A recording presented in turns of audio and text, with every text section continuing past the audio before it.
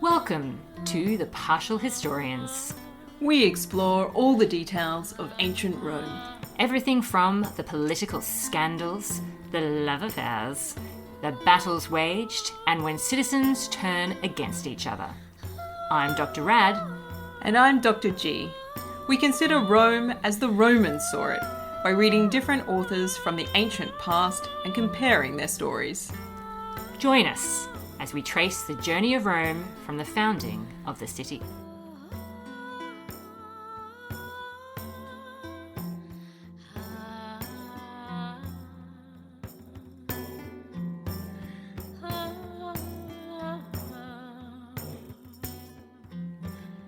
Hello and welcome to a brand new episode of The Partial Historians.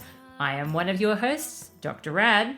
And I am Dr. G, and we are following the history of Rome from the founding of the city. Boy, are we. And you know what? We're getting so close to 100 years of the Republic. Maybe we should do a special episode, a 100-year recap on the early Republic. Totally doable. It's only taken us, 7 years to get here? It's going to be fine. Yeah. Stay tuned. Watch this space. Yeah. So, Dr. G, in our grand narrative of Rome's history, last episode we were up to 423 BCE. And it was actually kind of a memorable year. Yeah, some things happened, particularly with Sempronius Atratinus, who was one of the consuls for that year. He was roped into waging a military campaign, and it didn't go so well for him against the Volscians, Dr. G. And he seems to have come into a bit of a cropper with the cavalry in some regard. Maybe not paying attention to where they are, maybe getting cut off from them. Yep. And anyway, one of the military tribunes saves the day. Tempanius. One of the cavalry decuriones. I love a good decurio. Yeah. He is the savior of the day, and it really looked for a second there like Rome was going to be slaughtered, and instead Tempanius, very unusual name, managed to turn the tide, at least to the extent that it was a draw. That it was safe to run away. Yeah, and fight again another day, as they like to say. So, and then of course, when they got back, everyone was like, what happened out there? And they tried to rope Tempanius into testifying against Sempronius for his gross incompetence. But he refused, Dr. G. Man of honor through and through. And I think what we're going to see as a bit of foreshadowing for what's coming up is some of the fallout from 423 year coming up. Yeah, I don't think the tribunes of the plebs are going to walk away from such a ripe case of patrician incompetence. How could they? Stand firm. Exactly. Tribunes of the plebs, stand firm. Yeah. So, with that under our belts, let's dive in to 422 BCE.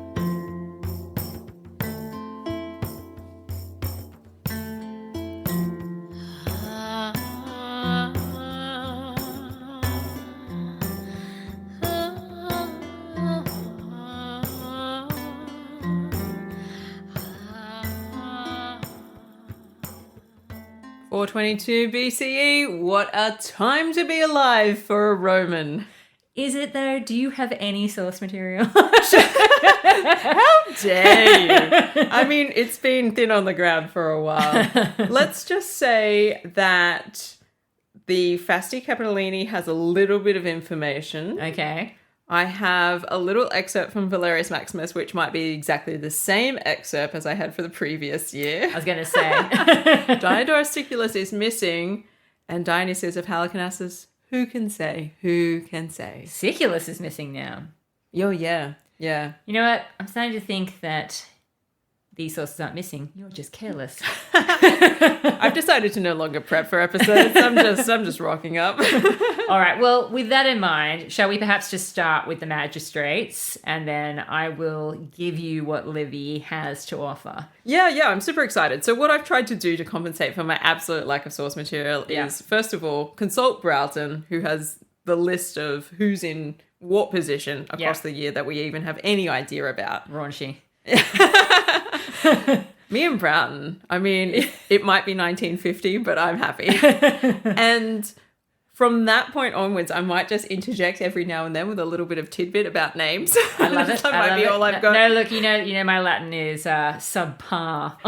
Ooh. So let's do it. All right, so we've got some military tribunes with consular power. Okay. Sometimes you might hear of these listeners as referred to as consular tribunes. That's fine. Those two titles are interchangeable. We've got Lucius Manlius Capitolinus. We've got Quintus Antonius Merenda. Ooh. And Lucius Papirius Mugellanus. You got my hopes up for a second there, Dr. G, when you said that we had military tribunes with consular power, and yet I feel like every name on that list is patrician. Yes. Yeah. Although Antonius is a plebeian name. So Quintus Antonius Merenda. Antonius is a plebeian gens. Right. But there is like problems with this because our literary sources, unreliable though they may be and controversial for their retrojections into the past, etc., all the usual caveats. The feeling from the ground from those writers looking back at this period is that the first plebeian tribune with consular power doesn't get elected until 400 BCE. So and we're a little ways away from that at the moment. Yeah. So who is this Antonius? I don't know. I wonder if he's a distant relative of Mark Antony. Surely. Does he have the nose? Let's check for the nose. Indeed. So, they're our military tribunes. Yeah. Then we've got a nice little list of tribunes of the plebs. I thought you might say this. Yeah, which is pretty exciting. We've got a guy called Tiberius Antistus. So we're expecting plebeian names in this section. For sure. Marcus Acelius. Tiberius Spurilius. Sounds like a pasta. Or Spurillus. Less like a pasta. And a name that may be familiar to you, Sextus Tempanius. Well, of course. I mean, you know, he was the hero of the previous year. Of course he's going to wind up being a tribune of the plebs. The hero of the previous year, now in charge on a political front, not a military front. There is a real pattern with these plebeians that rise to the top in our sources, and that is they have this moment in the sun, and they always end up being a tribune afterwards. Well, they cross over, yeah. Yeah. It's the classic crossover. It's the... What would be the modern equivalent? The influencer to Twitch host? I don't know. Nice. I'm not sure. I didn't even know what half those words meant, so good job. I'm not going to pretend I understand any more than what I just said. There are other notables for this year. Yes. Obviously, Gaius Sempronius Atratinus, consul of the previous year, is going to have a bit of a feature. And somebody called Lucius Hortensius. And you may think to yourself... Well, you might know what's going on in the narrative. I've got no idea what's going on with Hortensius in the narrative. But apparently, having this power. But apparently this guy is also a plebeian, or at least that's what the name suggests. It does. But I'll go into the etymology of that later. Good, because I also have something to say about that name. Okay, so the narrative of all of this. Whilst... the consuls are away, the plebeians decide to elect this array of tribunes according to Livy. So this is where we get our Tempanius, our Acelius, our Antistius, and our Spurilius, okay?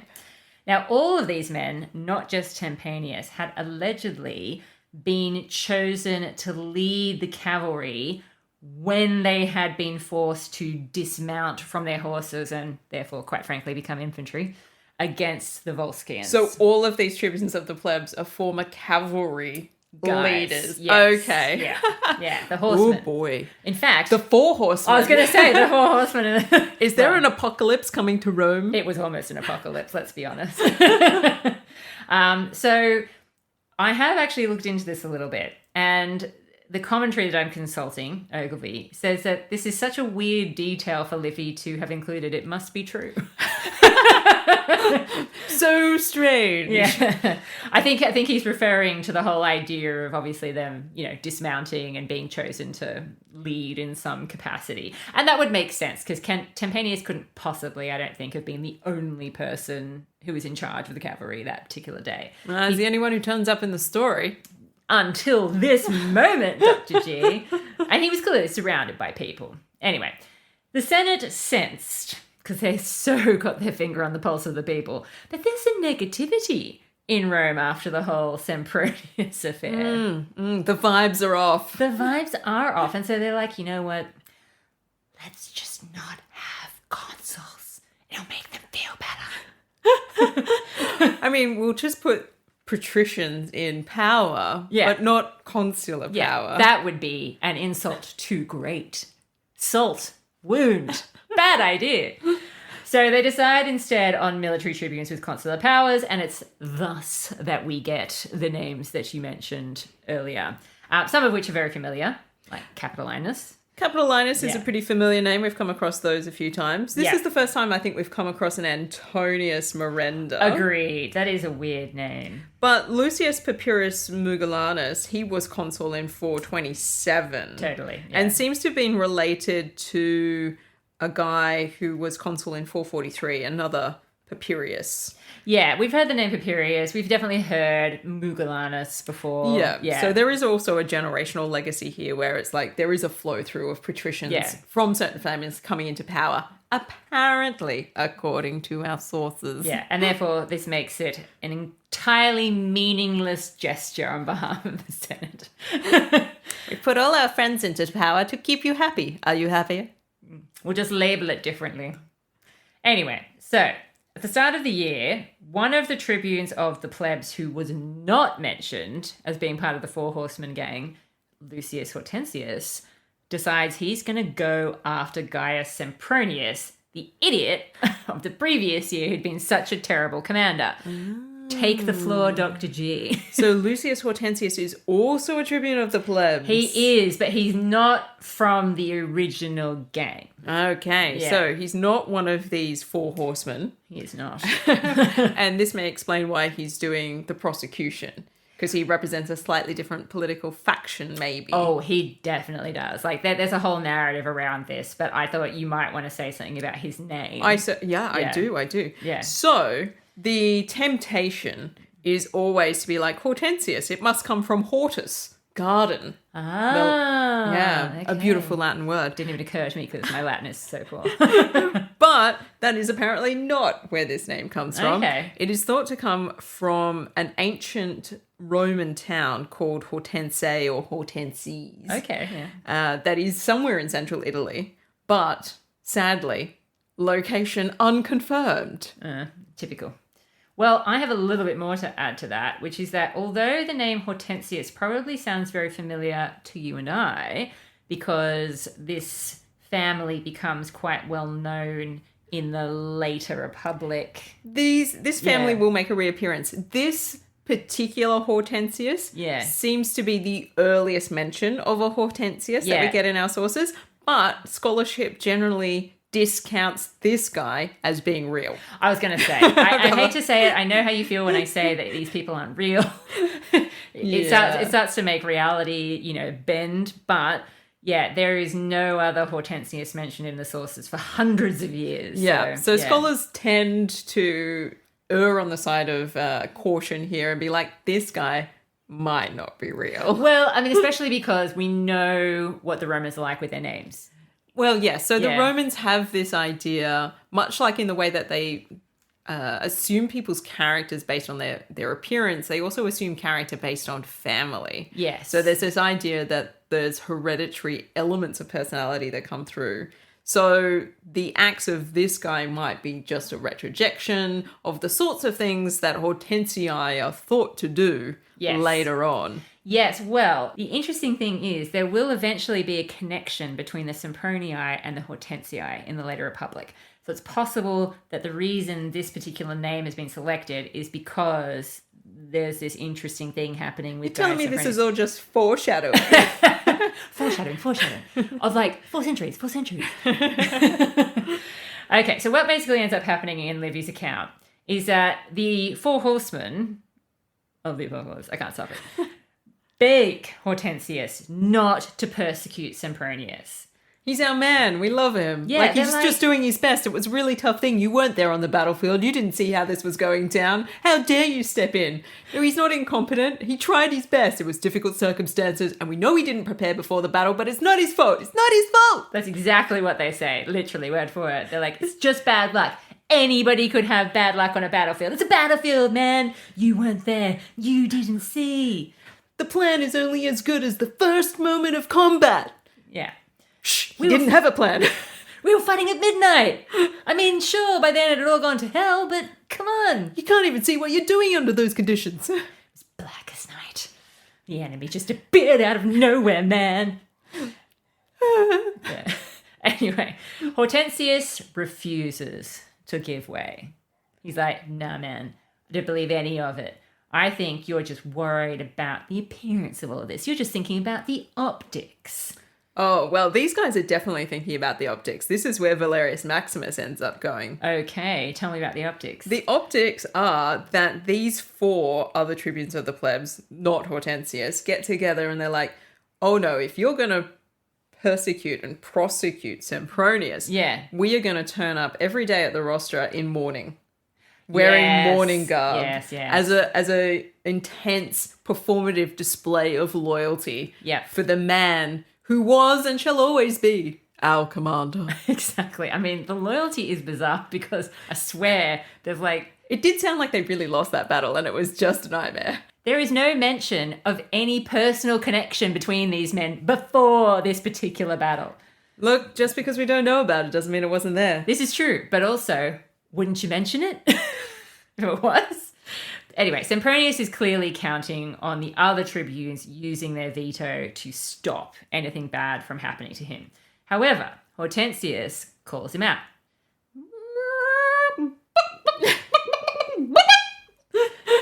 You're hiding behind the tribunes. How dare you? What kind of ex-consul are you anyway?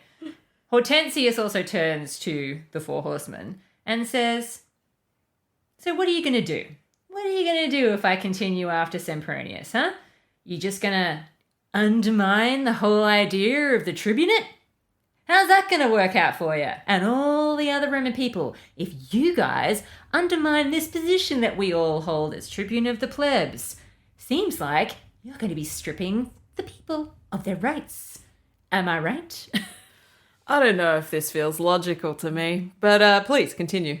Well, the tribunes say, as if we certainly did not intend to overrule whatever the people decide. They're allowed to vote on things. However, and this is where your story comes in, if you're going to ignore our pleas for Sempronius's well-being, then we are just going to dress in mourning and as like a show of solidarity, as he's like our dad. Oh, wow. Because he was our commander.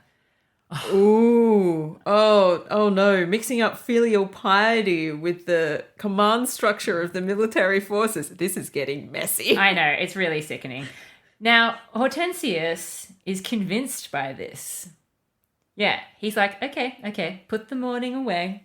We don't need to get unpleasant. Let's not get emotional about it. Exactly. We don't need to get fabric involved. Sempronius is free to go. I'm not going to touch him because if you guys are so dedicated to him, then he must be worth it. And I was wrong the whole time. It just feels, the whole thing feels implausible. What kind of story is this? I know. The end note is the best part because everyone is for once thrilled with the tribune of the plebs. All of them. They're like, you know what? You guys were like super loyal and dedicated, and you, Hortensius, showed yourself to be flexible, reasonable, logical. I don't think I've ever had such a high rating. It's like 5 stars across the board for all of the tribunes. You guys haven't agreed at all, but you got there in the end. Yeah. Good job. Yeah. Now, this is where things get really weird in Livy's account because it's like most people agree that he abruptly switches his source material, like the main source that he's consulting, one of these earlier sources. But the one thing that kind of does stay similar all throughout this little next period is that it seems that maybe Livy is dwelling on a theme of moderatio. And this would be a good moment to flag that, obviously, because everyone's being reasonably reasonable, as far as Romans go. I don't think our Four Horsemen are necessarily demonstrating any moderatio. Like, all they've done is step up each time. That's true, increase the pressure. Yeah, and gone, well, if you're going to do that, I'm going to do this. I guess the But the restraint- Hortensius has apparently shown some moderatio. He has. Yeah, I don't know that everybody is, as you say, but I guess you could say that the other tribunes kind of are, in the sense that they don't use their veto.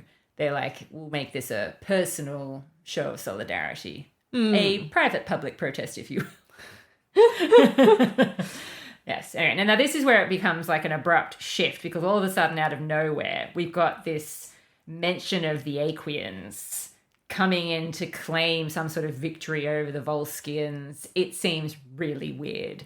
Oh, so Yeah. when the Romans ran away, The Aequians want a piece of that action. Aequians were there being like, well, I see the Volsci are not quite ready.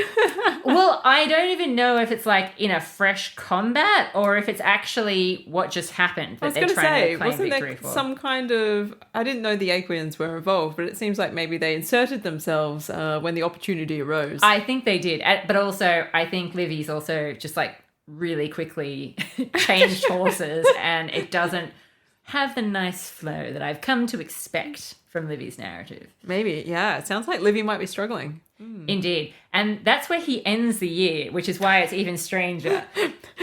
P.S. The Aequians. The end. That's basically what it reads like. He's like, Aequians. And we're like, wait, what? Have we talked about the Aequians any time recently? Yeah, nothing in any of the material that I've been able to scrounge together in preparation has mentioned the Aequians. Exactly. And so without further ado, Dr. G, that means that I am ricocheting into 421 BCE. Oh, okay. Well, before we head into that direction, I'll give you some lowdown on the name Acelius. So we've got these tribune of the plebs. One of them is Marcus Acelius. Mm-hmm. Now, this is the only one for which there is more history attested for the family name. Okay.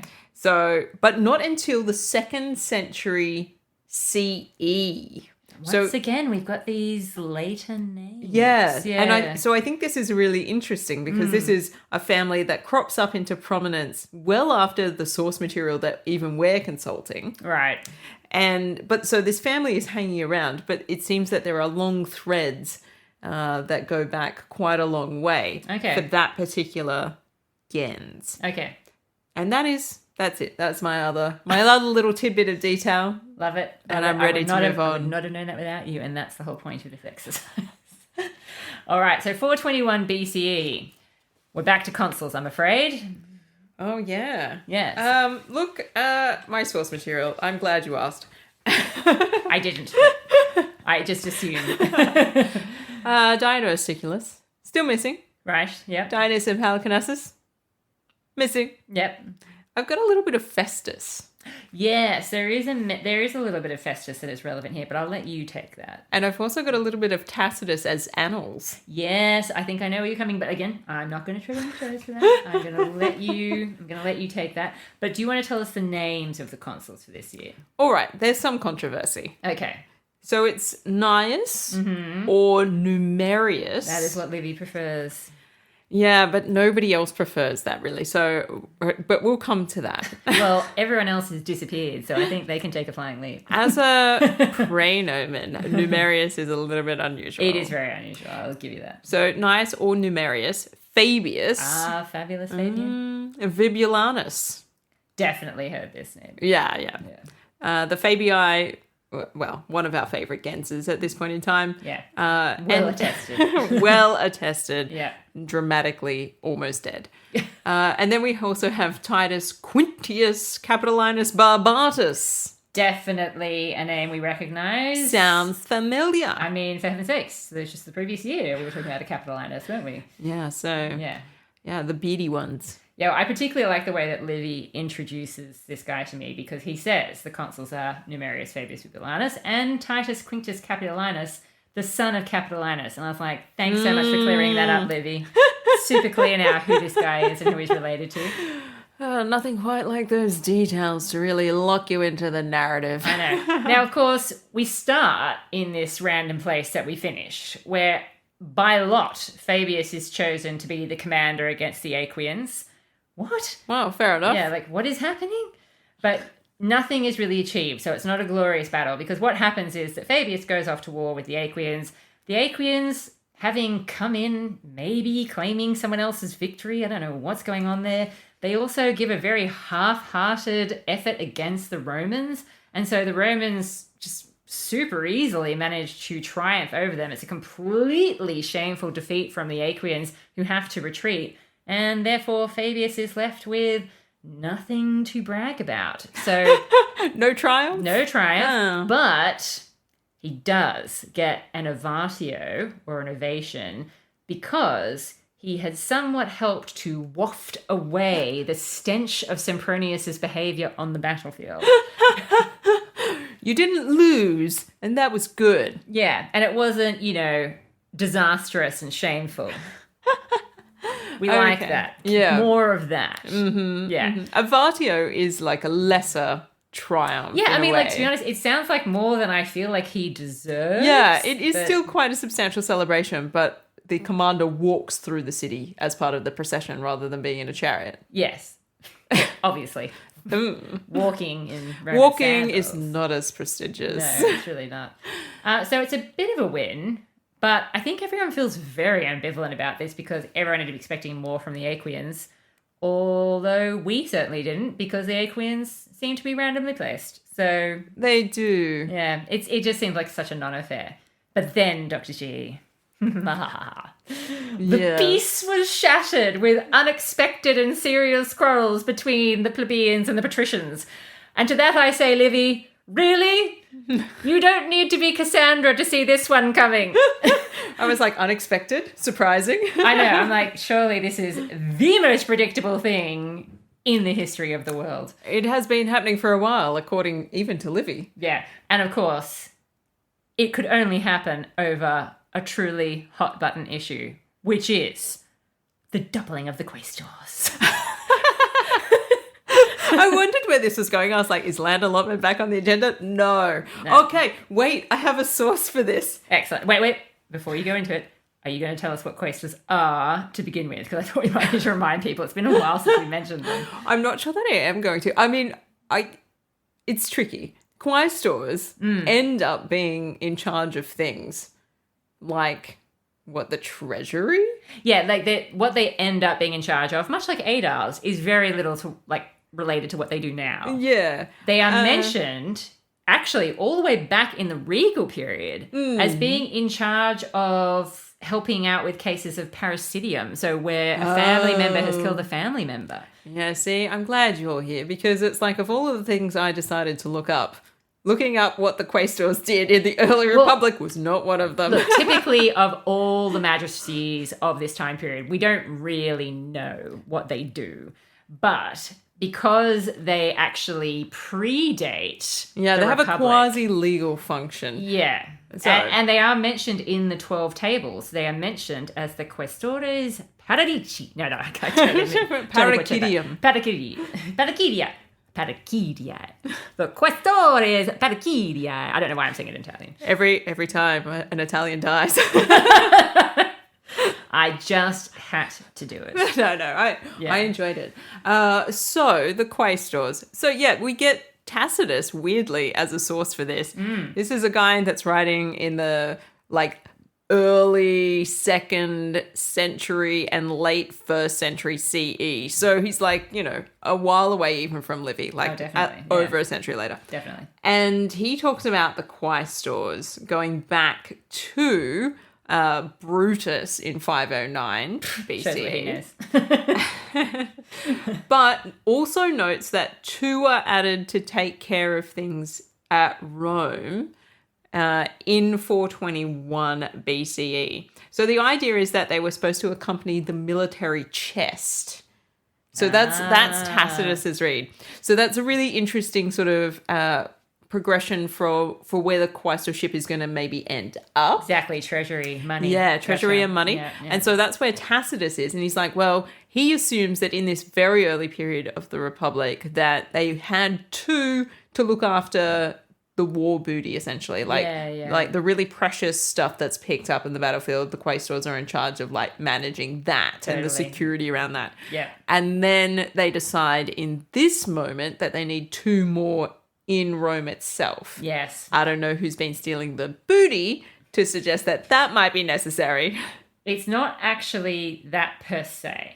Basically, how this all comes about is that the consuls say, it's too much paperwork. And you know what? I'm sick of hearing the consuls complain about that. This has been like, what?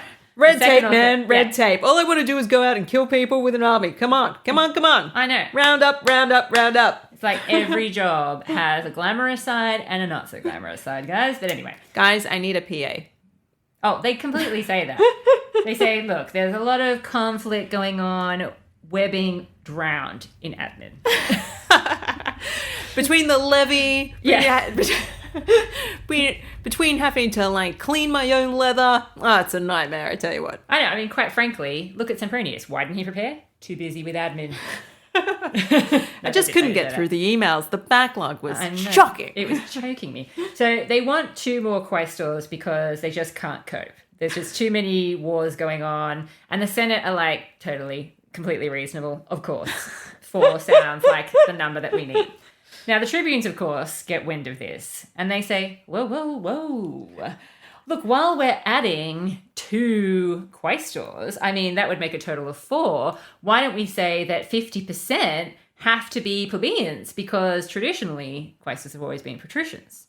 Now, cat amongst the pigeons right there. Well, it seems like a fairly simple request, but the consuls and the Senate, of course, have their default reaction of, I would rather die than see that happen. And they put up a huge fight. Absolutely refuse. They're like, no way, no how.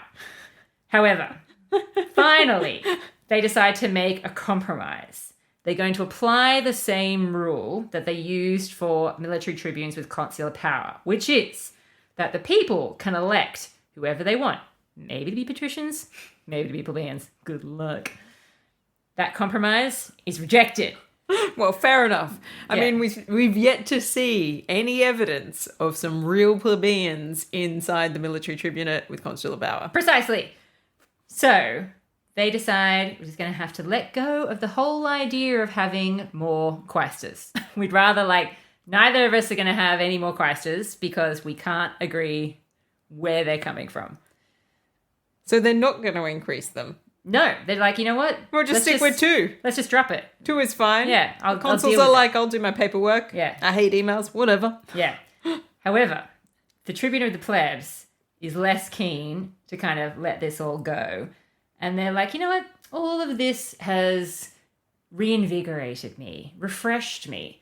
And so I'm now going to pursue all these other dangerous and revolutionary ideas that tribunes typically do, such as pushing for an agrarian law. Wow. Yeah. The Senate are like, whoa, how did this happen? We were just talking about, trying to reduce our admin, and now we're back at an agrarian law? All we said was, if you're going to have more quaestors, we want 2 of them to be us. Not going to give it to us? Fine. I want all of the public land reallotment to be fixed up yesterday. Exactly. So the Senate are like, okay, well, clearly we can't risk having military tribunes with consular power. We're going to need to organise consular elections for the next year because we need things to be, super stable, really under lock and key, patricians only. The tribunes, however, say, you know what? No, we're going to use our vetoes. And so they stop consular elections from being held. Apparently this is something they can do. And it seems a little bit too early. I know. And also, this is where it starts to get really murky. Clearly, I think there is some overlap between the events of 421 and 420. It's really unclear, when all of this is going down and how. And that's because the freaking tribunes stopped the consuls from being elected, and therefore I don't have a clear end date here, Dr. G.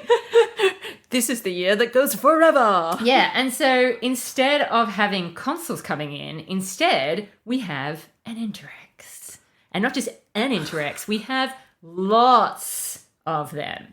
Oh, yes. We're about to enter a very baffling period of it's Roman so politics. Weird. So weird. Because an interrex, as the name would suggest, is somebody who comes between kings. Exactly. But, look, we have heard them use this before.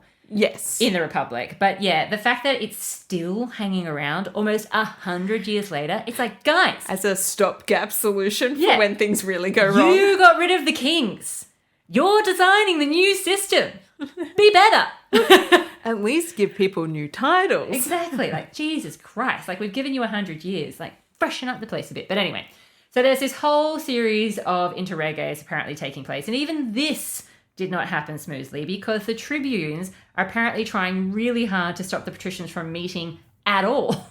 So when they have to meet to talk about things... They start together in public and patricians just run at them to disperse the crowd. In private as well. Like they seem to be stopping them from having meetings everywhere because they're trying to gather so they can appoint the next interrex because, and we probably should remind our listeners of this, Dr. G, the whole idea of an interrex is that the idea is that elite men each take turns holding the ultimate imperium for short periods of time.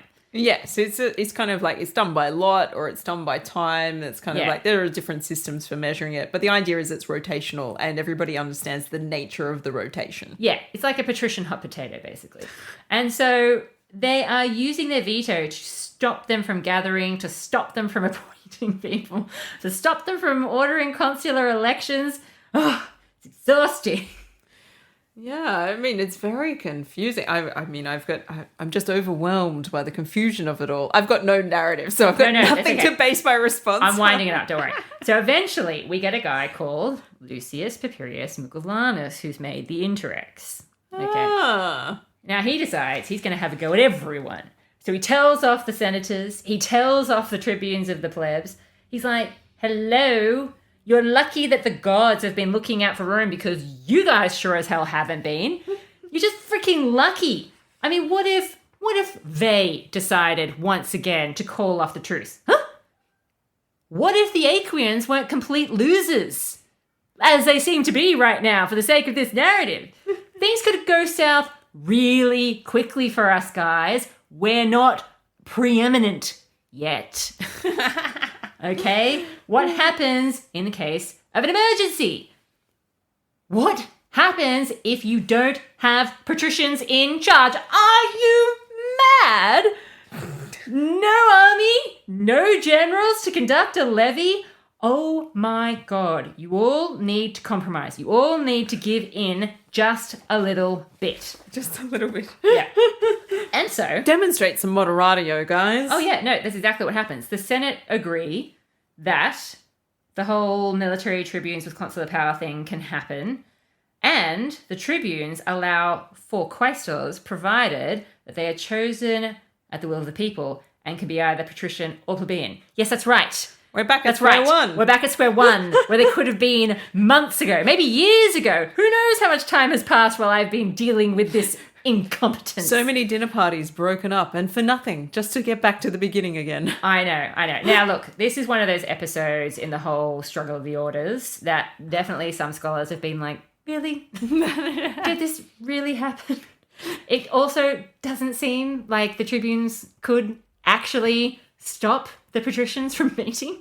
No, I don't think so. That does seem rather suspect at this point in time. Yeah, but it could be potentially a way of explaining something that really happened, which is a lot of these interreges. Yes. Yeah. Interesting. So that sounds is that the wrap up of that's it. That's okay. It. I mean, that's it for 421, maybe part of 421. Fair enough. So to put things, a different spin on things, okay. One of the things I've been doing while I've lacked source material is just to read some scholarship. Yep. Everybody loves a good time. And one of those books is Drogula's Commanders and Command in the Roman Republic and Early Empire. I'm not interested in the Early Empire at this point, but I'm glad the book covers that as well. Look at this person on the show. That's like the second article we've read. Yeah. I'm not actually sure. Well, I'm the first name Fred, so I think... but I wouldn't presume gender. Yeah. But Commanders and Command in the Roman Republic and Early Empire, and it's looking at what do we think might have been realistically going on in this very early period. And nothing. History was a blank slate. Rome was a tabula rasa. And it only came into being with the Punic Wars. Before then, it didn't exist at all. There were some huts. That's about all I feel confident saying. There were some huts. Yeah. There definitely were huts. We've got some archaeological evidence for huts, which is great. Yeah, there were some temples. There were some temples. Yeah.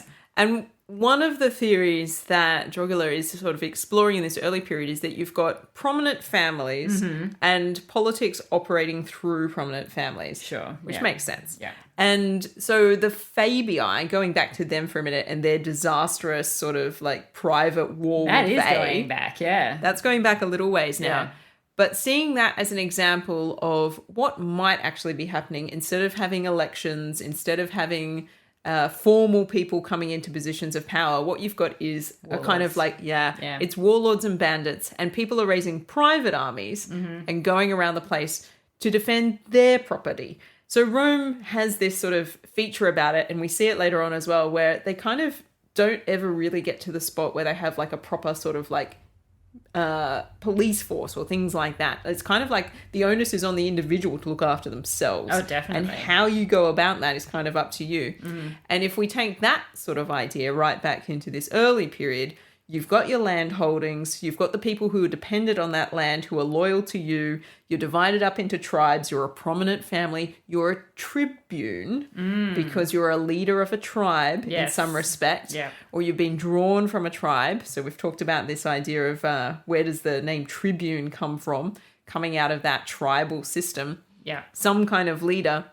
And then you've got this idea that we've also got not consuls, but praetors. Praetor being kind of like a default name for a leader as well. Yeah.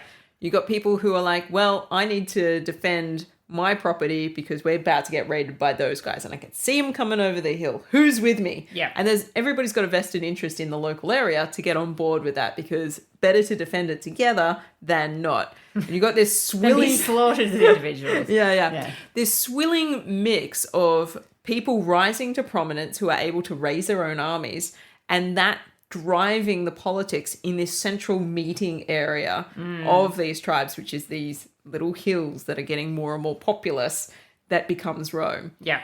And this idea, I think, is really useful and interesting for understanding some of this stuff, because Livy has to navigate, and Dionysius, whenever I have him, have to navigate this idea that Rome gets rid of the kings and is, in their mind, kind of already a fully fledged republic before it would be really possible for them to have figured out how they're going to do it. Yes. And part of what we're seeing is this ongoing process of them trying to figure it out, not really getting it right. Sometimes it's working, sometimes it's not.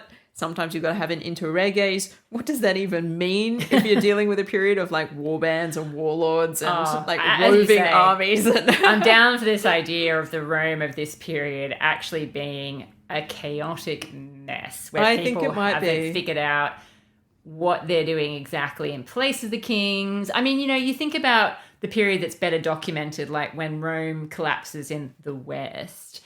That whole idea that, feudalism springs up to take its place because people, as you say, need to defend their local area. And there are some people that are better equipped to be the leaders in that scenario, whether it's because they already have more people that are pledged to them or they have more material wealth of some kind. Like, it's totally clear that that is probably what is happening here. Not necessarily in the sense of, you serf, you pledge yourself to me. I shall advance you. Yeah, bow down before me. But in that sense of, I'm the strongest guy in this area. Yeah. Yeah. Better to be on my side than against me. You want my side? And you're like, yes, sir. Yes, I am. And it would explain so much. I'm not going to burn down your farm yet. Those guys might. If I don't help you.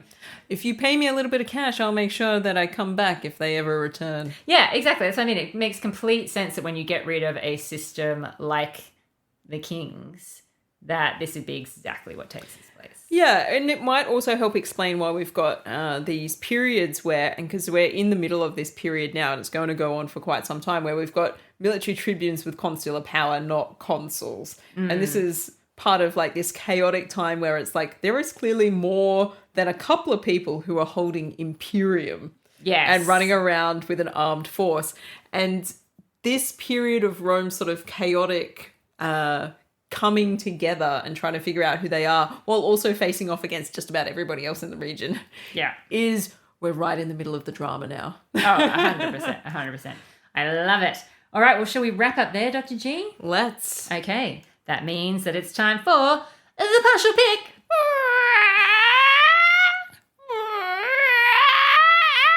Oh, I'm just going to cut that out. Why?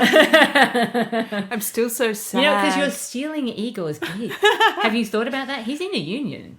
Wow, Igor, if you're listening, I want you to know that I'm not trying to steal your job. All right, Dr. G, tell us about the partial pick. Well, it is time to see if Rome can win 50 golden eagles. I'm not betting anything on it. They're up for 10 golden eagles across 5 categories. All right, give me the categories. What's the first one? Military clout.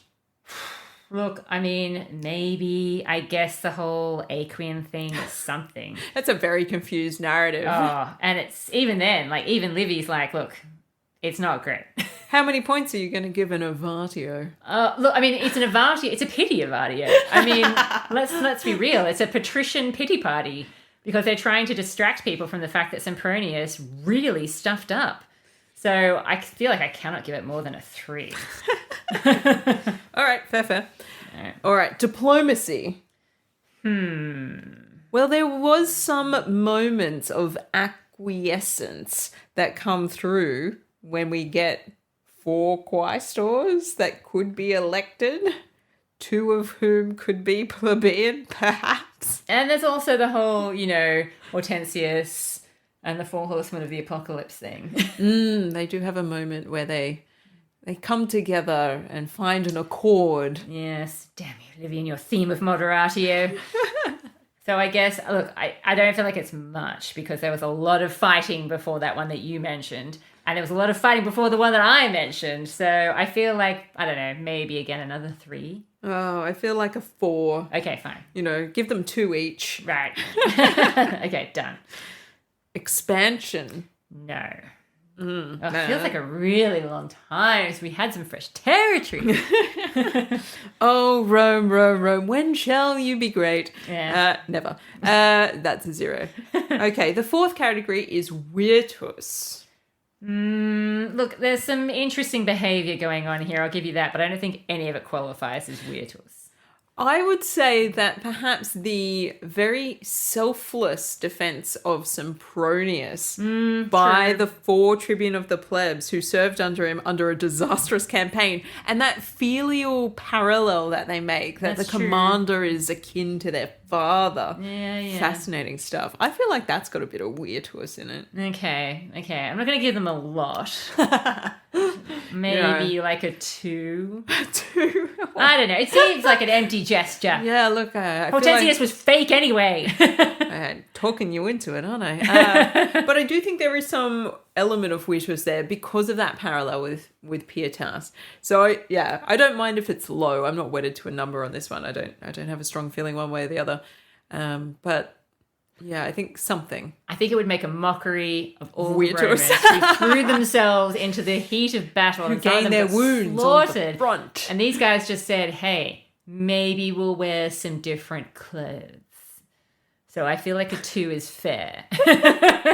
He threw on his best black dress, and I'm calling that virtue. Okay, all right, I'm giving him a 2.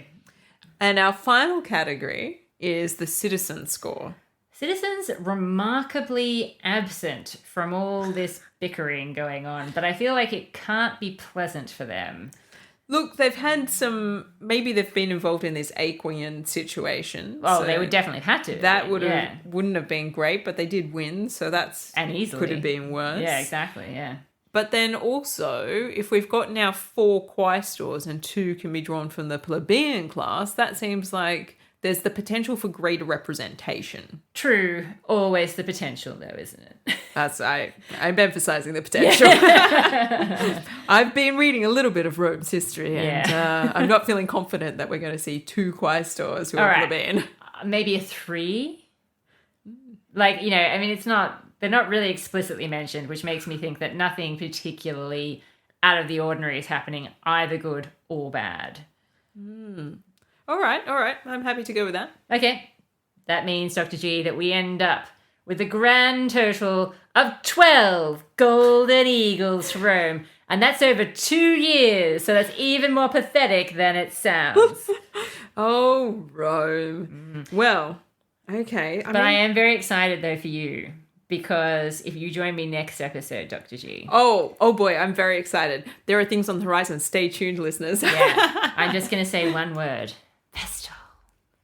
Yes, hold that thought in your mind. Yeah. Well, before we go, I'd like to thank all of our patrons who are marvelous and wonderful. Indeed. And encourage anybody who enjoys our work to think about supporting us as well. We'd love to have you. Why not? Why not make this a full-time gig so that we can really speed through Rome's history at a much faster pace than we have so far. But also, if you're fiscally doing it tough, which I totally understand, and podcasts are a fabulous free resource, we'd love to have a review written by you if you enjoy our work, because those reviews actually make our day every time we see them. They absolutely do. And you can also just tell someone old school style about the show and say, give it a listen. See what you think. Exactly, yes. All right. Well, it has been, as always, an absolute pleasure to chat with you, Dr. Rad. Agreed, Dr. G. Now, for anyone who wants to know all about our sources for this episode and our credits, please check out our website. That's where we post it all. And our music is by Bettina Joy Ducus.